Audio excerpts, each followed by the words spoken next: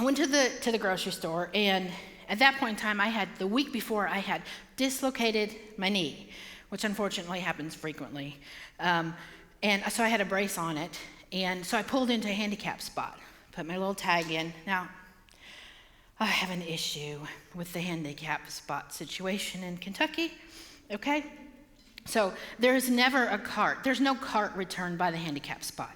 Okay, so if you can't walk well and you need something to hold on to, you've either got to make your way all the way into the store to get something, or you have to make your way all the way to a cart corral to get a cart, and then go into the store holding on to something. It drives me crazy. So I get there, and it's 90 degrees that day, very uncomfortable outside. So I'm like, okay, do I go there or do I go there? Well, the cart corral was closer.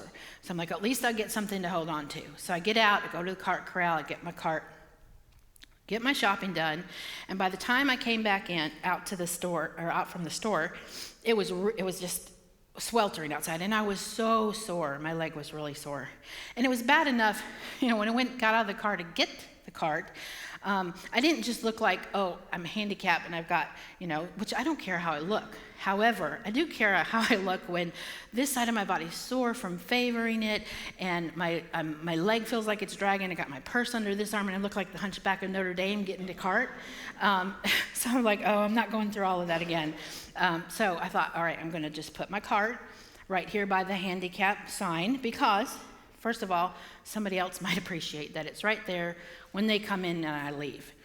And I said to myself, okay, Karen, just do it. It's okay. But I was sore, and I'm like, I'm just going to leave it. I'm not going to do it. So I went ahead and did it. And the condemnation and the looks I got from people as they go by, like how dare you? How dare you leave that cart there? So I just ignore them, Karen, ignore them. So I go around to get in my car, and an SUV pulls into the spot next to me, which was not a handicapped spot. And there was a woman and a man, and bless this woman. She was so bold and so honest, and I thought, I don't have an issue with honesty, but sometimes, believe it or not, I have an issue with being bold enough.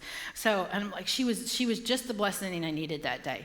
So as I'm going around to get into my car, she and I presume her husband get out of their vehicle, and she smiles at me, and I smile at her and nod.